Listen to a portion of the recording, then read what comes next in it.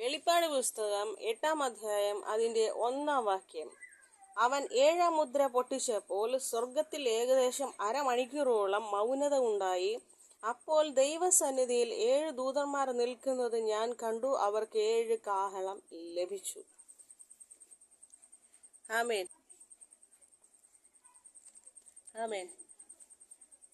കർത്താവ് തന്നെ സ്നേഹിക്കുന്നവന്റെ ഉള്ളിൽ വസിക്കുന്നു. ആമേൻ. കാരണം ദൈവം ആത്മാവാകുന്നു. ദൈവത്തിന് ശരീരമില്ല, ആത്മാവ് മാത്രമേ ഉള്ളൂ. ഈ ആത്മാവാകുന്ന ദൈവം തന്നെ സ്നേഹിക്കുന്നവന്റെ ഉള്ളിലാണ് വസിക്കുന്നത്. അല്ലാതെ ജീവനില്ലാത്ത ഒരു പ്രതിമയുടെ ഉള്ളിൽ ദൈവം വസിക്കുന്നില്ല.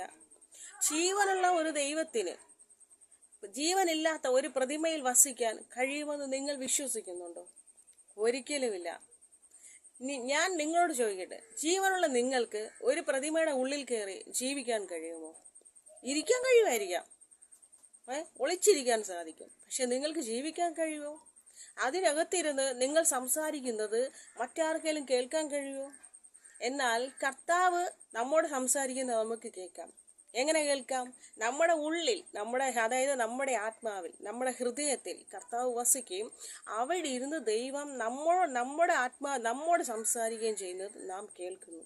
അതാണ് ഈ വചനത്തിൽ കൂടി ദൈവമക്കൾ പുറത്തേക്ക് മറ്റുള്ളവർക്ക് കേൾക്കാൻ വേണ്ടിയിട്ട് പറയുന്നത്.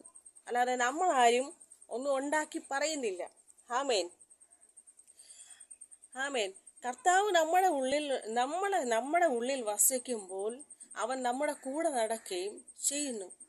അതുകൊണ്ട് തന്നെ ദൈവം നമുക്ക് കാവൽ മാലാഖമാരെ തരുന്നു, അതായത് ദൂതന്മാരെ തരുന്നു. അവരോട് കർത്താവ് പറയും, നിങ്ങൾ എൻ്റെ കുഞ്ഞിനെ അവൻ്റെ കാൽ കല്ലിൽ മേൽ തട്ടാതെ വണ്ണം പോലും അവനെ നിങ്ങൾ കരങ്ങളിൽ വഹിച്ചു കൊള്ളണമെന്ന് പറയും. അതായത് ഒരു മുള്ളു പോലും കൊള്ളാൻ ദൈവം തമ്പുരാൻ നമ്മളെ അനുവദിക്കത്തില്ല. അതുപോലെ കർത്താവ് നമ്മെ പ്രൊട്ടക്റ്റ് ചെയ്ത് സംരക്ഷിച്ച് കൊണ്ടു നടക്കും. എന്നാൽ വിഗ്രഹത്തെ ആരാധിച്ച് അതിന് പിന്നാലെ നടക്കുന്ന ഒരു വ്യക്തിയുടെ ഉള്ളിൽ ദൈവം വസിക്കത്തില്ല. ദൈവം വസിക്കത്തില്ല. അവരുടെ കൂടെ ദൈവത്തിന്റെ ദൂതന്മാരും ഉണ്ടാവില്ല.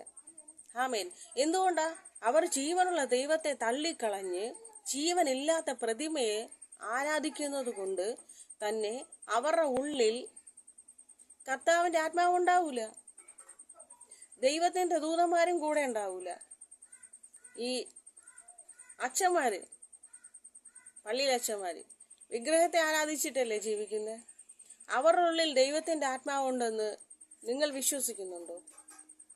എന്നാൽ കർത്താവ് പറയുന്നു, ദൈവത്തെ തള്ളിക്കളഞ്ഞ് ജീവനില്ലാത്ത പ്രതിമയെ ആരാധിക്കുന്നവന്റെ ഉള്ളിൽ കർത്താവ് വസിക്കത്തില്ല. ദൈവത്തെ തള്ളിക്കളഞ്ഞ് ജീവിക്കുന്നതിന്റെ ഉള്ളിൽ എങ്ങനെ ദൈവത്തിന്റെ ആത്മാവ് ഉണ്ടാവും? ഇതിനെ നമുക്ക് പഠിച്ചിട്ട് പറയാം. സെമിനാരിയിലൊക്കെ പോയി, ബൈബിൾ ക്ലാസ്സിലൊക്കെ പോയി പഠിച്ച ഒരു അറിവ് കൊണ്ട് നമുക്ക് സംസാരിക്കാം. ആമേൻ. അല്ലാതെ ദൈവം കൊടുത്തിട്ട് അവർക്ക് സംസാരിക്കാൻ പറ്റത്തില്ല. അതുകൊണ്ടാണ് കർത്താവ് പുറപ്പാട് പുസ്തകം 20-ാം അധ്യായത്തിന്റെ 12-ാം വാക്യത്തിൽ പറയുന്നത്, വിഗ്രഹത്തെ ആരാധിക്കരുത്, ആകാശത്തിലെങ്കിലും ഭൂമിയിലെങ്കിലും യാതൊന്നിൻ്റെയും പ്രതിമ ഉണ്ടാക്കരുത്, അതിനെ നമസ്കരിക്കരുത്. നിന്റെ ദൈവമായ യഹോവ ഞാൻ തന്നെ എന്ന് കർത്താവ് പറയുന്നതും, യേശു അല്ലാതെ മറ്റൊരു ദൈവം ഈ ഭൂമിയിൽ ഇല്ല എന്നും തമ്പുരാൻ ബൈബിളിൽ എഴുതി വെച്ചിട്ടുണ്ട്. ആമേൻ. അപ്പൊ പിന്നെ എന്തിനാണ് ഈ പ്രതിമ ഉണ്ടാക്കി വെച്ച് അതിനെ നമസ്കരിക്കുന്നത്, ആരാധിക്കുന്നത്? അതിന്റെ ആവശ്യമുണ്ടോ? ദൈവത്തിന്റെ വചനത്തെ, കർത്താവ് പറയുന്നു, ദൈവത്തിന്റെ വചനത്തെ അവർ തള്ളിക്കളയുകയാണ് ചെയ്യുന്നത്. അതായത് ദൈവത്തിന്റെ വചനത്തെ അവർ